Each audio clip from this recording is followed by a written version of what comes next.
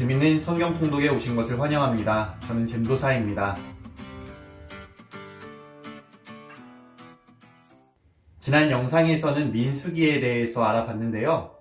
민수기는 가나안 들어가기 직전에 막을 내렸습니다. 그곳은 바로 모압 평지라는 곳인데요. 가나안의 동쪽에 위치해 있습니다. 신명기는 바로 이 모세가 모압 평지에서 마지막으로 한 설교의 내용을 담고 있는데요. 총 3편으로 이루어져 있습니다. 먼저 첫 번째 설교는 지난 광야 생활에 대한 회고를 담고 있습니다. 그리고 두 번째 설교는 하나님의 백성이 마땅히 지켜야 하는 율법에 대한 내용들을 담고 있죠. 세 번째 설교는 누가 하나님의 복을 받는가 라는 내용을 담고 있습니다. 그리고 마지막은 모세오경, 그러니까 창세기, 출애굽기, 레위기, 민수기, 신명기를 마무리하고 있습니다. 눈 깜짝할 사이에 신명기 구조를 잡아봤습니다. 그러면 이번에 신명기의 배경에 대해서 한번 잡아보겠습니다. 신명기의 이름 뜻은 계명을 거듭하여 기록한 책이라는 뜻입니다. 그러니까 신명기는 창세기에서 신명기에 이르기까지 기록되어 있던 모든 율법을 총정리한 책이라고 볼 수 있겠죠. 이 율법의 내용을 정리하고 설교한 사람이 누구라고 했죠? 맞습니다. 모세입니다. 누구에게 설교했을까요? 그렇죠. 출애굽 2세대에게 설교를 했습니다. 언제요? 가나안 땅 들어가기 직전에요. 어디서요? 가나안 동쪽 모압 평지라는 곳에서요. 이렇게 신명기의 배경까지 잡아봤습니다. 참 쉽죠? 진행 속도 어떤가요? 잘 따라오고 계십니까? 신명기의 구조에 이어서 신명기의 배경까지 한번 잡아봤습니다. 그러면 이제 마지막으로 신명기의 메시지를 한번 잡아보도록 하겠습니다. 신명기에서 가장 유명한 구절은 아무래도 6장 4절 5절입니다. 한번 같이 읽어볼게요. 이스라엘아 들으라. 우리 하나님 여호와는 오직 유일한 여호와이시니 너는 마음을 다하고 뜻을 다하고 힘을 다하여 내 하나님 여호와를 사랑하라.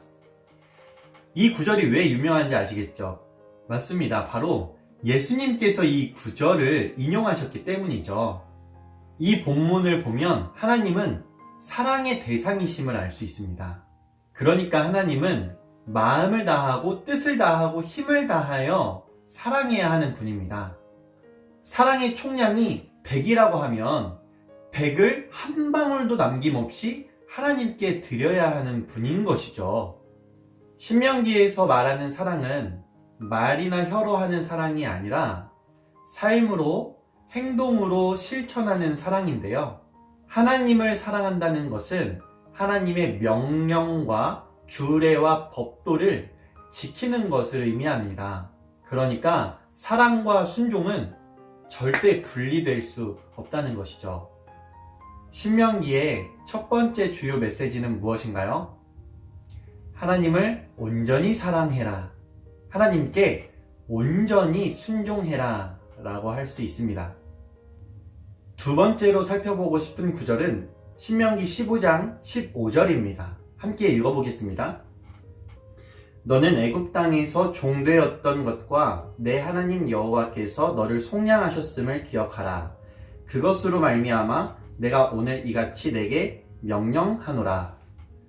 모세는 이스라엘 백성들에게 이집트에서 종되었던 때를 기억하라고 말하고 있습니다. 이것은 고생했던 때, 너희가 힘들었던 때를 잊지 말라는 것인데요. 어렵게 생활했던 때를 잊지 말고 오늘 지금 이 순간을 어떻게 살라는 것입니까? 어려운 처지에 놓여 있는 사람들을 돌아보고 그들을 도와주는 삶을 살라는 것이죠. 그러니까 사회적 약자를 자기의 형제 자매로 여기며 그들을 도와주며 살아가는 것, 그것은 하나님께서 우리를 구원해 주신 은혜에 대해 마땅하게 응답하는 삶인 것이죠. 이렇게 두 번째 메시지를 살펴봤는데요. 정리하면 이렇습니다. 너가 어려웠을 때를 기억하고 지금 어려운 가운데 있는 이웃들을 돌보며 살아가라. 그래서 신명기는 모세오경의 결론에 해당이 되는데요. 우리가 어떻게 살아야 하는지를 마지막으로 마무리 지어주고 있습니다. 첫 번째 책 창세기에서는 하나님의 약속을 받았습니다. 두 번째 책 출애굽기에서는 하나님의 구원을 경험했죠. 세 번째 책 레위기에서는 거룩한 예배와 거룩한 삶에 대한 지침을 받았습니다. 네 번째 책 민수기에서는 우리가 광야를 지날 때에 어떻게 살아야 하는지에 대한 훈련을 경험했죠.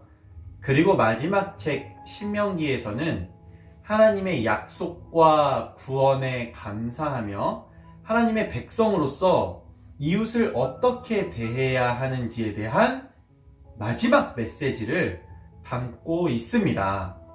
이것이 바로 모세오경의 전체적인 메시지입니다. 그리고 이 오경을 문닫는 것이 바로 신명기인 것이죠. 나아가서 이 신명기는 여호수아서에서 열왕기 하에 이르기까지의 역사서를 시작하는 문과도 같습니다. 그러니까 이 신명기가 얼마나 중요한지 알겠죠?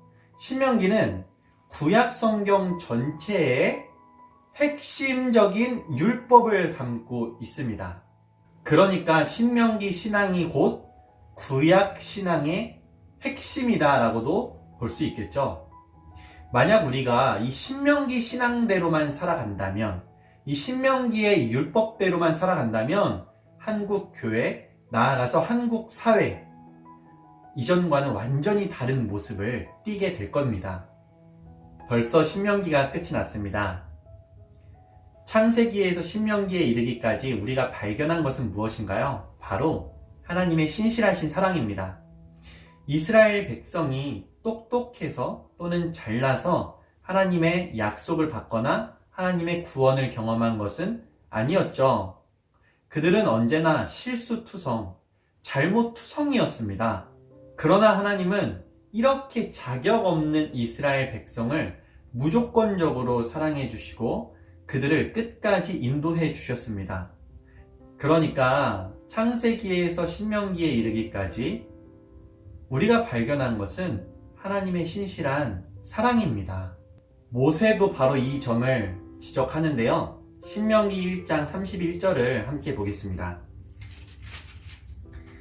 광야에서도 너희가 당하였거니와 사람이 자기의 아들을 안는 것 같이 너희의 하나님 여호와께서 너희가 걸어온 길에서 너희를 안으사 이곳까지 이르게 하셨느니라 하나. 우리도 마찬가지입니다.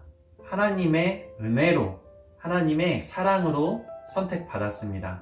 때로는 우리가 가는 길에 실수투성이고 잘못투성이일지라도 하나님은 결코 우리를 포기하지 않으십니다. 하나님의 신실하신 사랑이 우리를 더 아름다운 사람으로, 더 성숙한 사람으로 만들어 가는 것이죠. 그렇게 우리는 점점 더 하나님의 백성다운 모습, 하나님의 자녀다운 모습을 갖추게 될 것입니다. 그러니까 여러분, 때로는 힘들고 지치더라도, 때로는 반복해서 잘못을 저지르고 실수하더라도 끝까지 포기하지 마십시오. 하나님께서 여러분을 끝까지 붙잡아 주실 겁니다. 이 모세오경의 내용을 기억하십시오. 신실하신 하나님께서 모세오경을 이끌어 가셨듯이 저와 여러분의 삶도 그렇게 인도해 주실 줄로 믿습니다. 다음 시간부터는 역사서가 시작됩니다. 첫 번째 책이 바로 여호수아서인데요. 출애굽 2세대가 가나안 땅에 들어가는 내용입니다. 그 땅에서 어떤 일들이 펼쳐질까요? 이스라엘 백성들은 모세의 마지막 설교를 잘 듣고 따르는 삶을 살았을까요? 다음 영상에서 한번 알아보도록 하겠습니다. 오늘 영상은 여기까지입니다. 이 영상이 여러분에게 조금이나마 도움이 되었기를 바랍니다. 그러면 저는 다음 영상에서 다시 찾아뵙겠습니다. 또 오세요. 굿잼.